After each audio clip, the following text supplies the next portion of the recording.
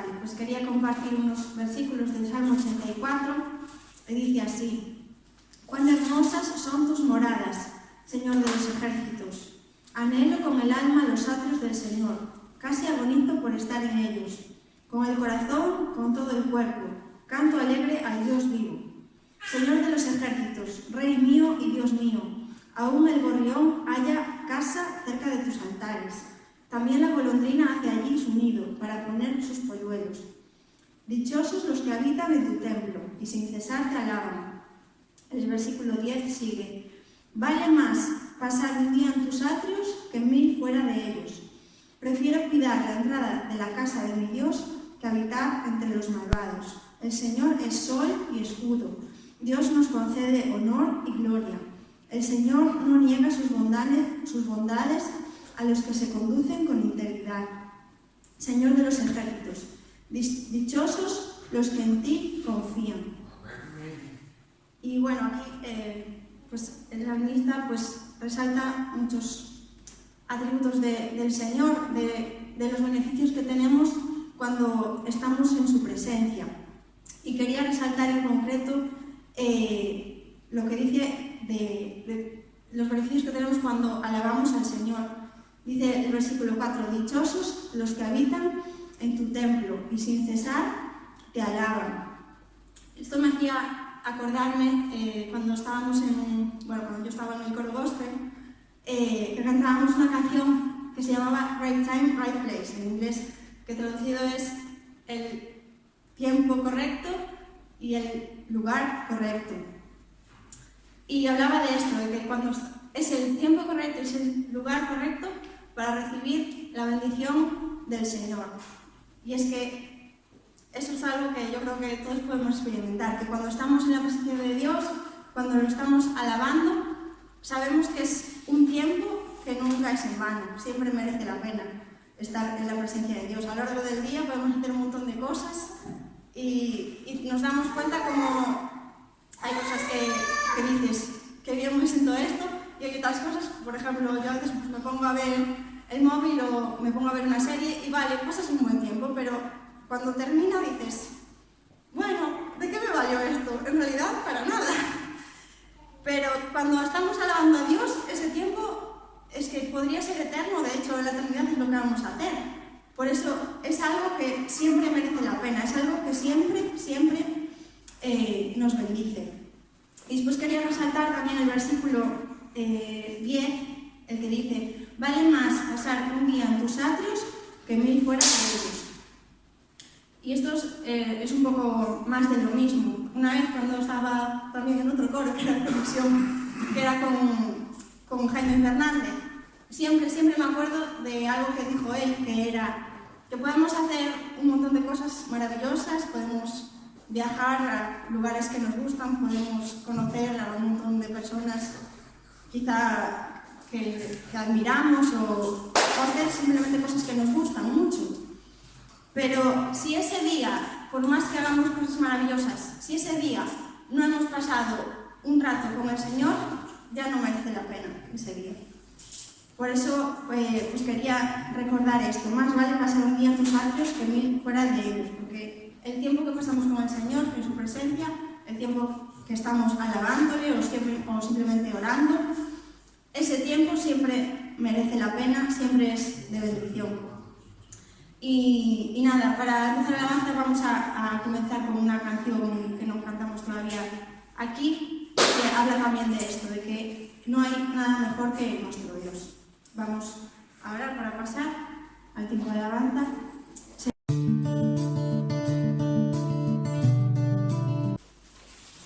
Bueno, pues buenos días a todos. Buenos días.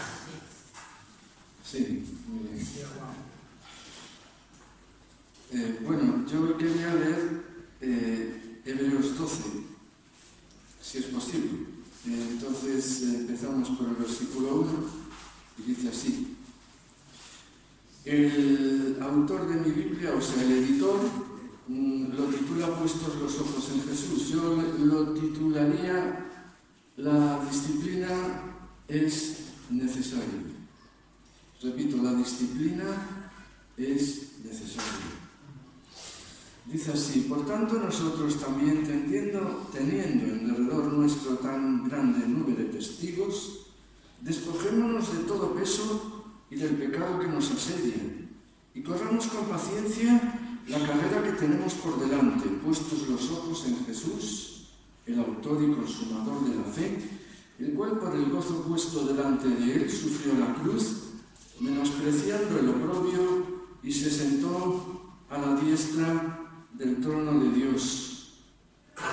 Considerad aquel que sufrió tal contradicción de pecadores contra sí mismo, para que vuestro ánimo no se canse hasta desmayar. Porque aún no habéis resistido hasta la sangre, combatiendo contra el pecado, y ya habéis olvidado la exhortación que como a hijos se os dirige, diciendo: Hijo mío, no menosprecies la disciplina del Señor, ni desmayes cuando eres reprendido por Él, porque el Señor al que ama disciplina y azota a todo el que recibe por hijo. Si soportáis la disciplina, Dios os trata como a hijos, porque ¿qué hijo es aquel a quien el Padre no disciplina? Pero si se os deja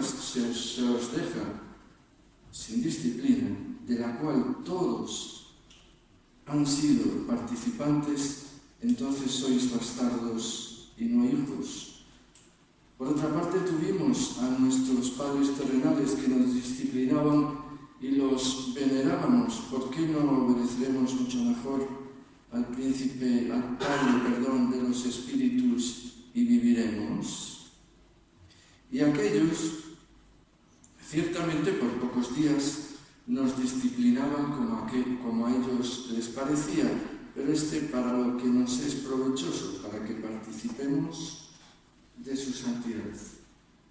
Es verdad que ninguna disciplina al presente parece ser causa de gozo, sino de tristeza, pero después da fruto apacible de justicia a los que en ella han sido ejercitados. Hasta aquí.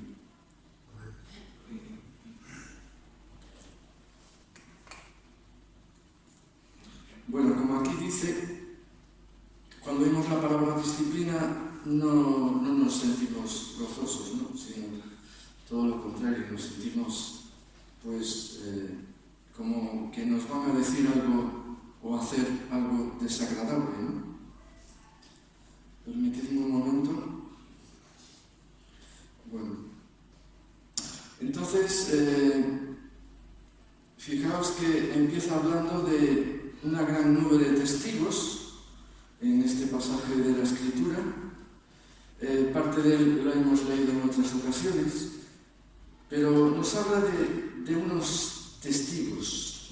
Es una serie de personajes bíblicos en el capítulo anterior que vemos que Dios los usó y hicieron auténticas heroicidades por la fe. Ya quisiéramos muchos de nosotros que sucedieran estas cosas hoy en día. Y pues son testigos, ¿verdad? Son testigos de la fe, de una fe que existió y que existirá. Pero fijaos, la palabra testigo también se usa cuando se utiliza, cuando se corren relevos. Yo recuerdo haber corrido en relevos y pones así la mano, empiezas a correr, pones así la mano y te pasan un cilindro de madera y tú lo recoges y sigues corriendo lo más rápido que puedas para al siguiente hacer lo mismo con él. Nosotros, en cierta forma, estos testigos son aparatosos, digamos, grandes, ¿no? Nos gustaría vivir sus hazañas, pero yo diría que también vivieron grandes disciplinas. Por eso fueron tan grandes, porque padecieron auténticas disciplinas, ¿no? Y nosotros, sin duda, que aunque nos sintamos pequeñitos, sin duda somos testigos de la fe. Fijaos la responsabilidad que tenemos. Dios ha depositado en nosotros la fe para que que seamos testigos de ella y, si es posible, lo pasemos a otras generaciones.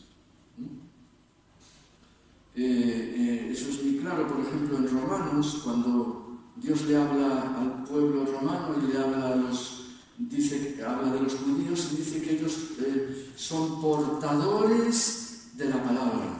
Y nosotros también, en mayor o menor medida, somos portadores de la palabra. Estamos llevando ese testigo, corriendo una carrera que ya han corrido otros, a veces con grandes sufrimientos. Recordemos una época no muy lejana, cuando en época de Franco los evangélicos eran encarcelados por su fe.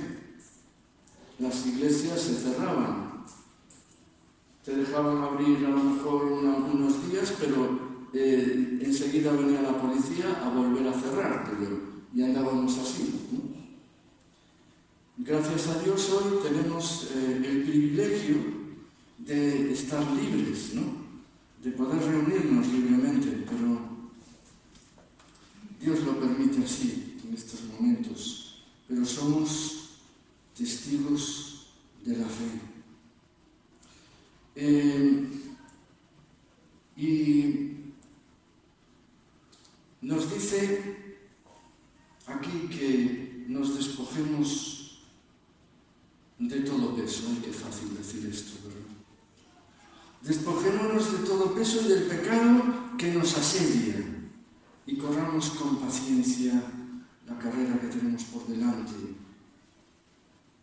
Qué fácil hablar de despojarnos del peso. A veces los problemas no son tales que sentís como un gran peso encima. Un gran peso, ¿verdad? Pues dice que nos despojemos de ellos por la fe. ¿Y los pecados? ¿Qué decir de ellos? Cosas que nos asedian, ¿no? Esto es una táctica militar, lo del asedio, ¿no?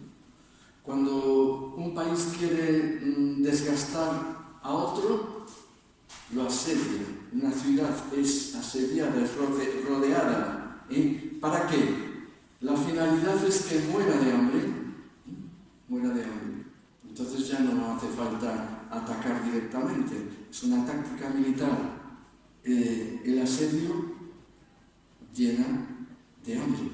Lo podemos ver en Lamentaciones, como el profeta Jeremías, cuando el pueblo está asediado, describe todas esas atrocidades que hubo en ese tiempo y cómo el pueblo era asediado, y dice, expresándolo en una frase y en un versículo que dice: ha levantado contra mí en asedio amargura y tortura.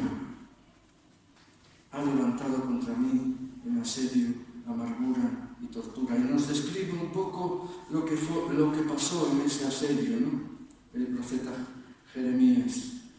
Pero también es curioso porque dice, cuando surge el famoso pasaje ese que dice: porque las misericordias de Dios son nuevas cada mañana. Grande es su misericordia. Cada día Dios tiene misericordia. Fijaos, en medio de una situación de amargura y tortura, el profeta emite estas palabras. Y el pecado, el mal, nuestra vieja naturaleza nos asedia, ¿o no? Tenemos que luchar contra ella. Intenta asediarnos para que nuestra alma se muera de hambre espiritual, que el espíritu quede apagado. Es decir, es una táctica del enemigo y de nuestra propia naturaleza, por supuesto, para que muramos de hambre y dejemos la fe. Bueno, pues la Escritura nos dice que nos despojemos de estos calvarios, porque son auténticos calvarios muchas veces.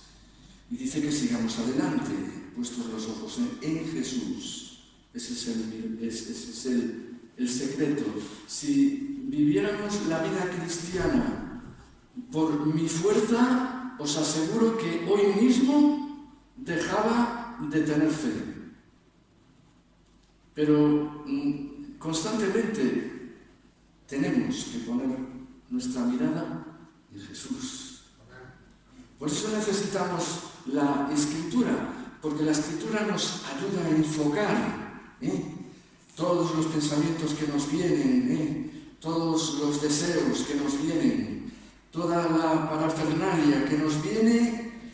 En cuanto enfocamos en la Escritura, nuestra fe empieza a encaminarse. Por eso la Escritura es poderosa. ¿Y qué decir de la oración?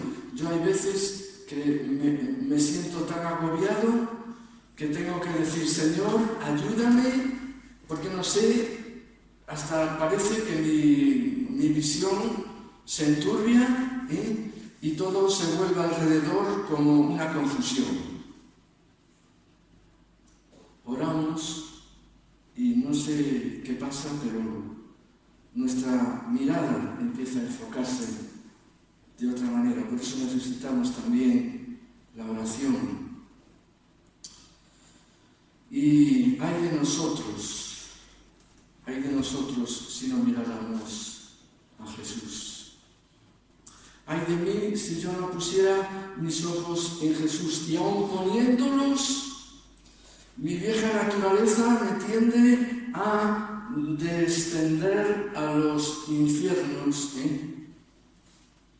Necesitamos poner los ojos en Jesús, como aquí dice el editor de esta versión, es Reina Valera, pero como sabéis los editores pues a veces le ponen un título u otro, generalmente son parecidos, pero este pone puestos los ojos en Jesús. Puestos los ojos en Jesús.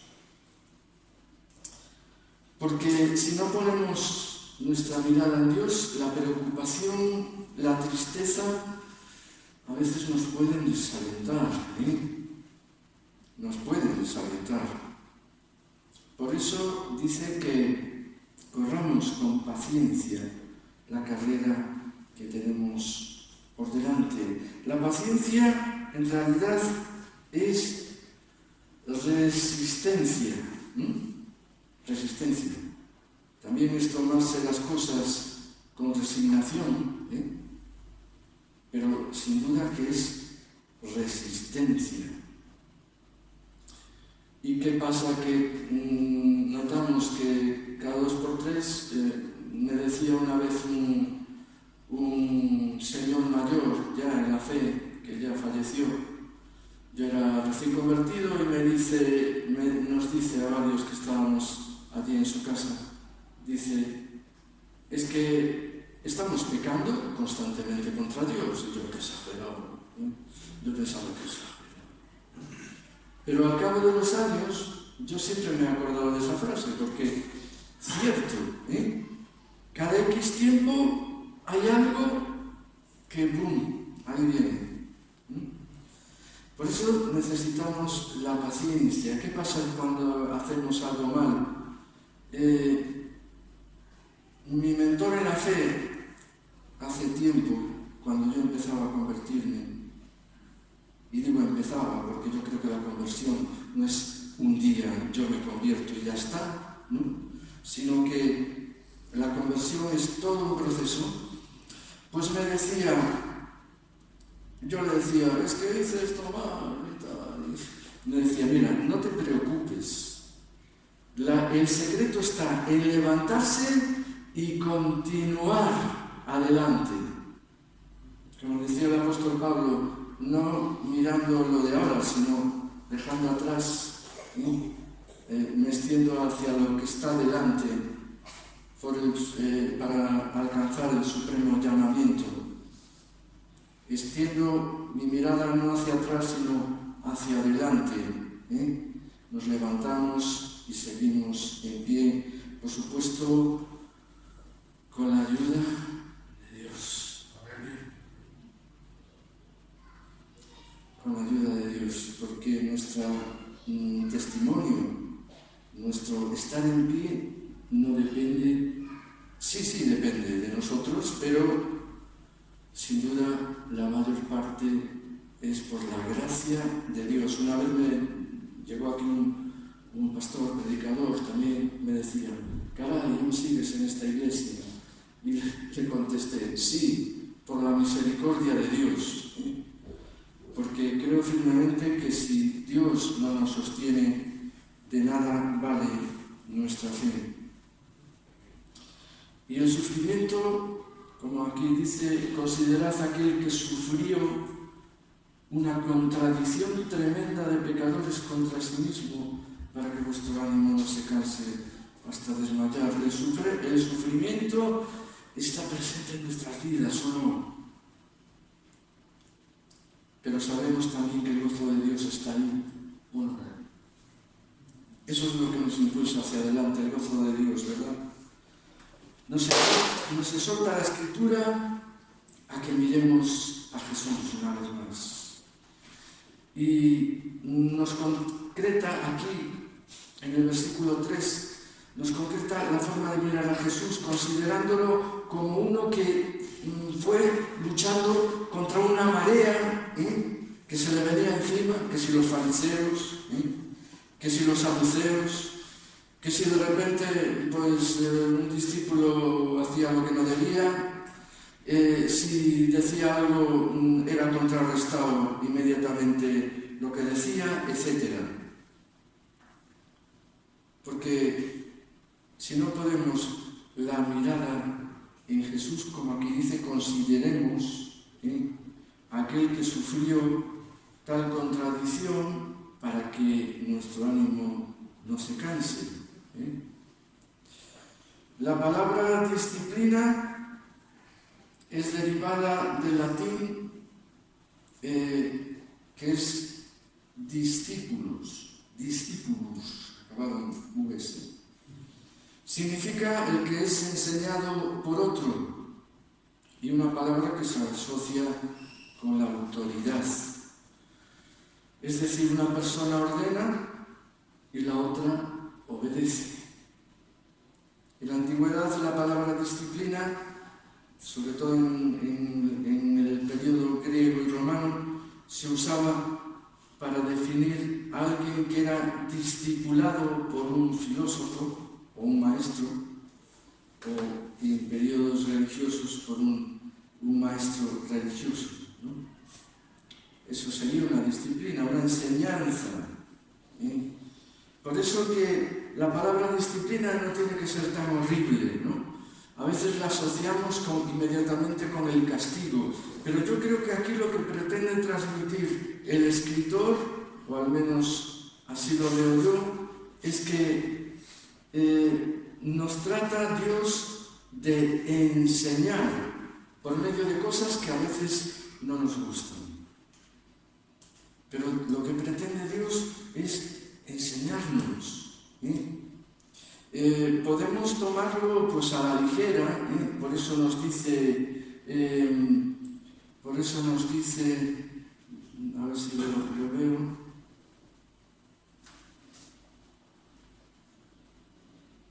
Bueno, dice, no menosprecies la disciplina del Señor, porque podemos menospreciarla, podemos darle pues un sentido pobre, perdemos la perspectiva tal vez de que somos hijos de Dios y nos descuidamos y queremos vivir la vida como nos parece, pero por eso está la disciplina. En el cole, a las asignaturas muchas veces se les llama disciplinas. Esta disciplina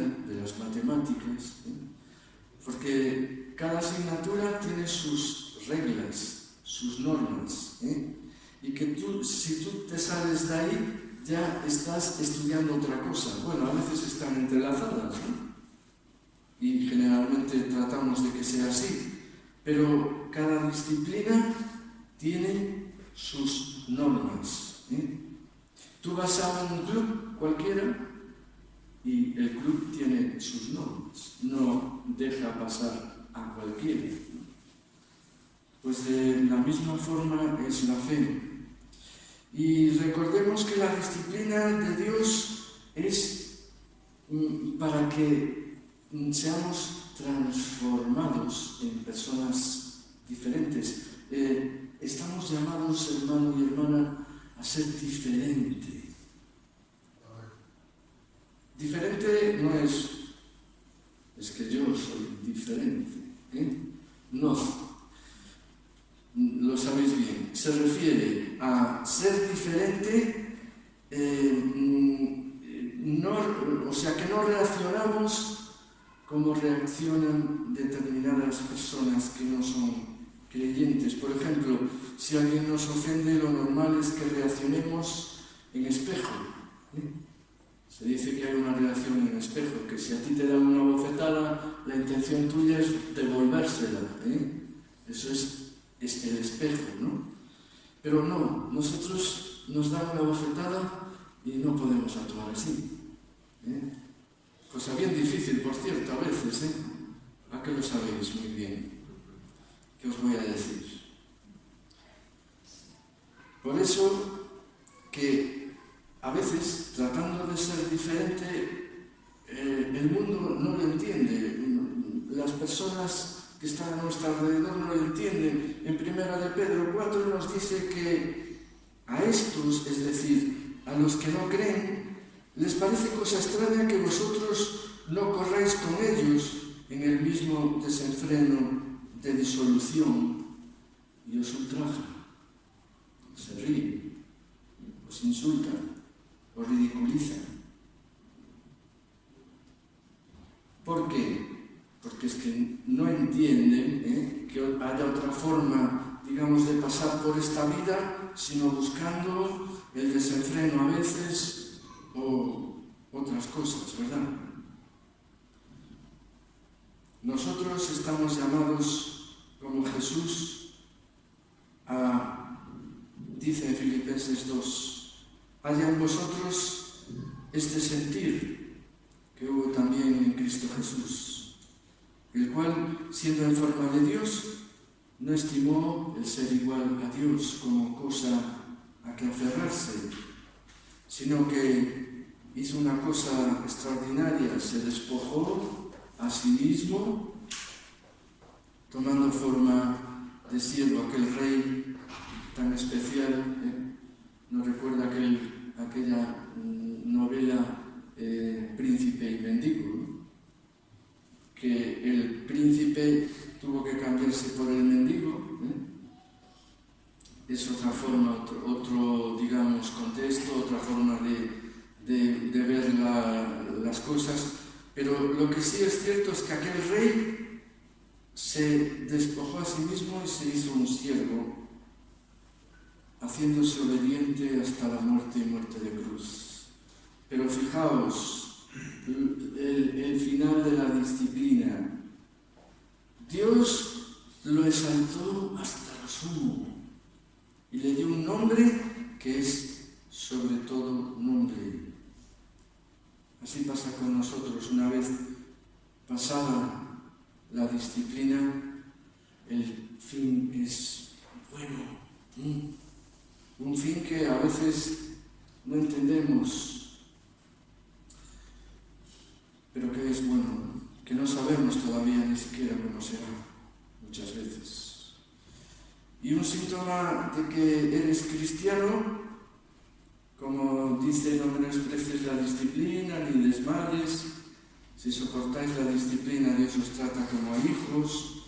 Un síntoma de que eres cristiano, o que debería ser un síntoma, es que quieres soportar la disciplina, no que la quieras, a ver, ven, disciplina, ven, ¿no? sino que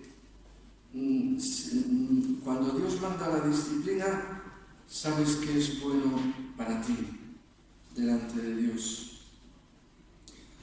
El cristiano verdadero, sin duda, que le duele que Dios le discipline, pero sabe que Dios lo hace para corregirle, que Dios lo hace para que seas mejor persona, que Dios lo hace para que seas mayor reflejo de Jesús ante la sociedad. Pero ¿cómo duele?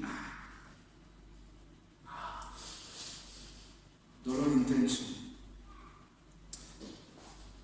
Y dice aquí, hace una ilustración muy acertada de que el padre no disciplina a sus hijos porque sí, no corrige a sus hijos porque sí, sino porque los ama, ¿no? Si realmente los ama, lo corrige. Hay una corriente hoy en día de que a tus hijos mejor dejarlos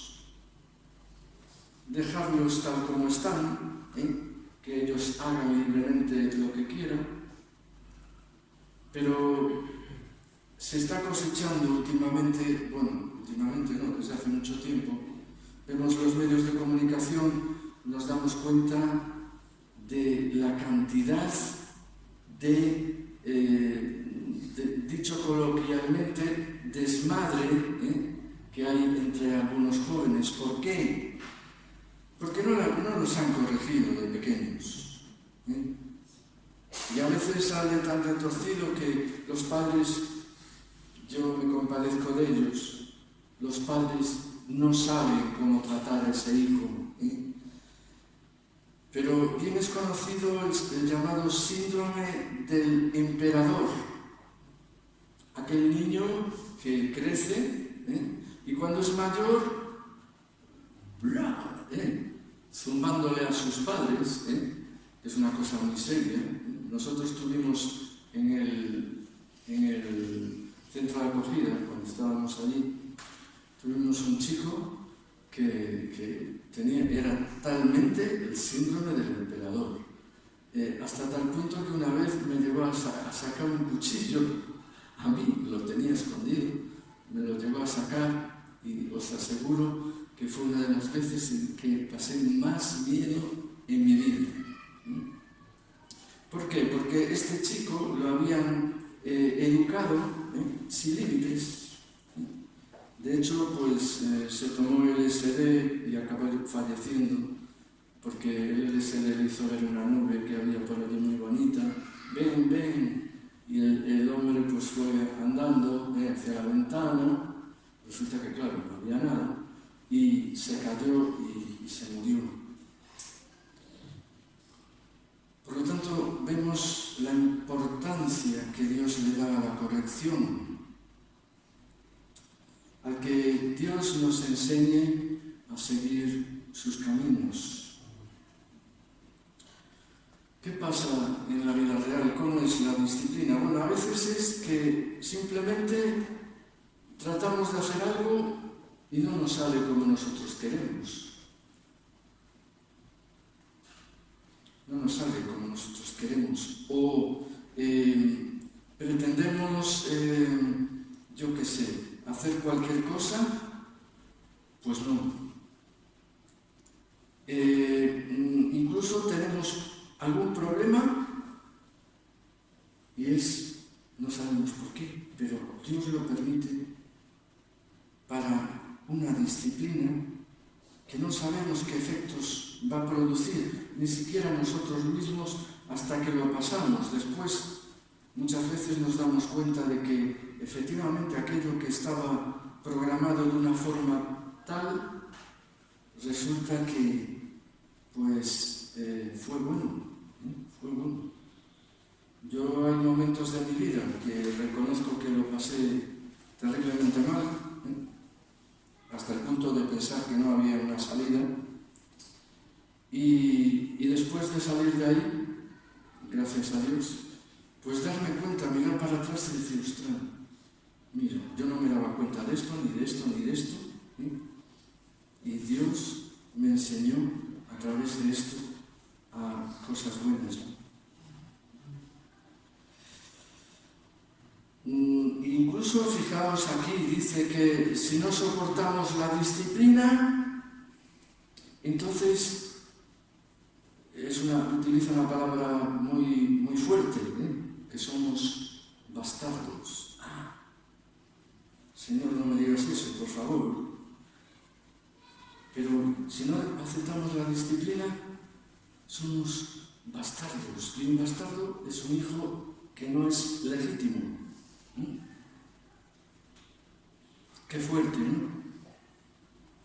Porque la disciplina de Dios, la enseñanza de Dios que a veces nos desagrada, está puesta ahí para que dé fruto.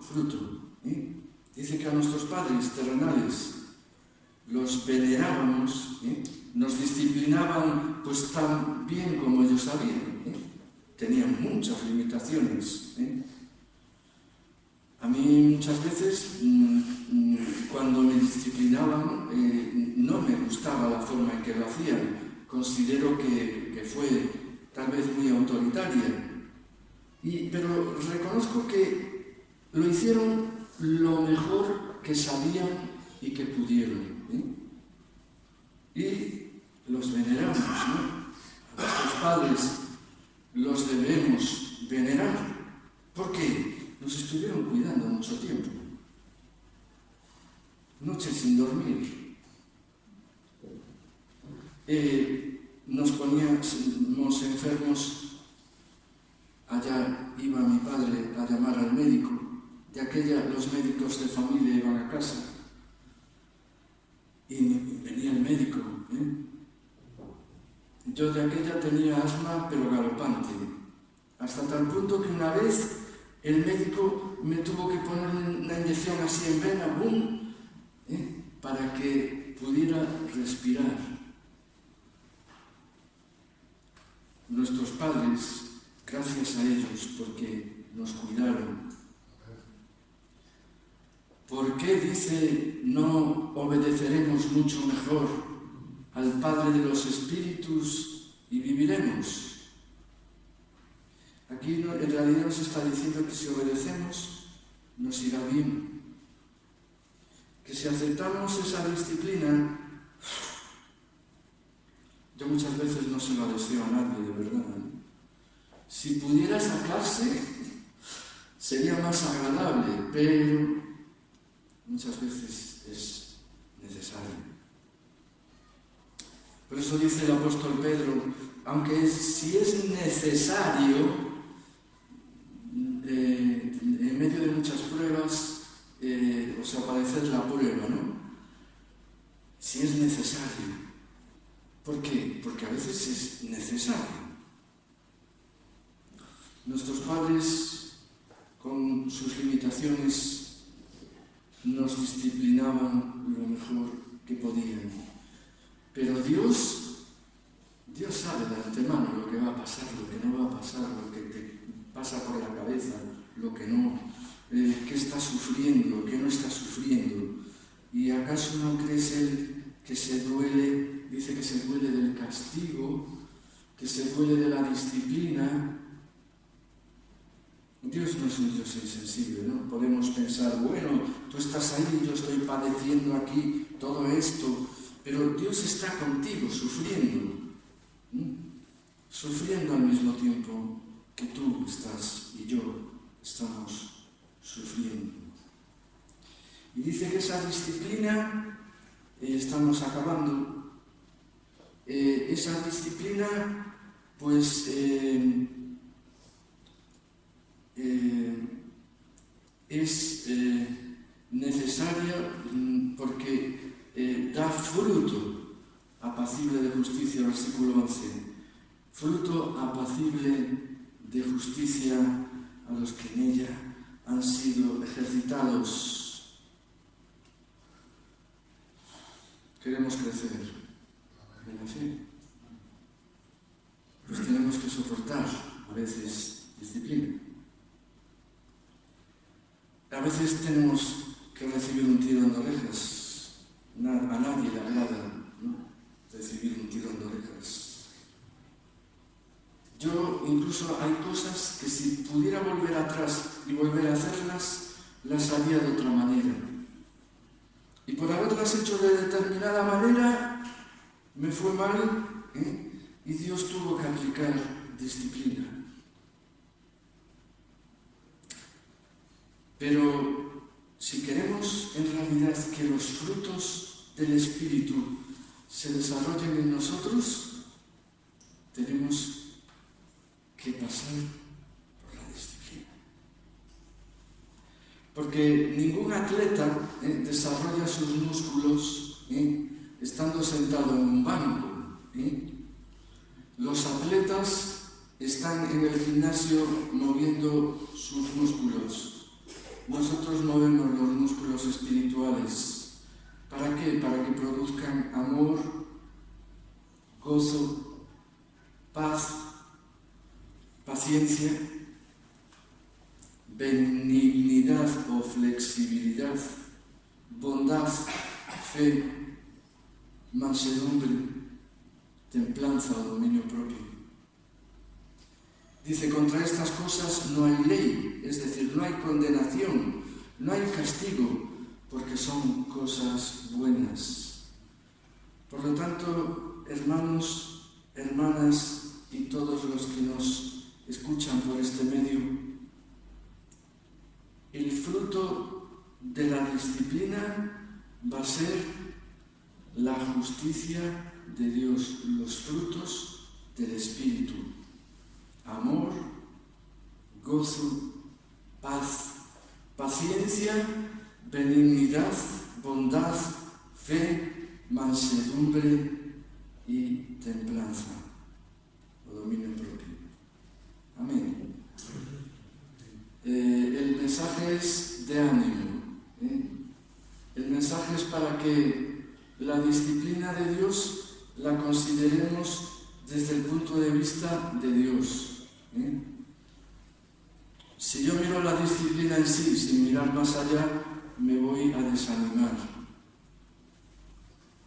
Amén. Puestos los ojos en Jesús. Amén.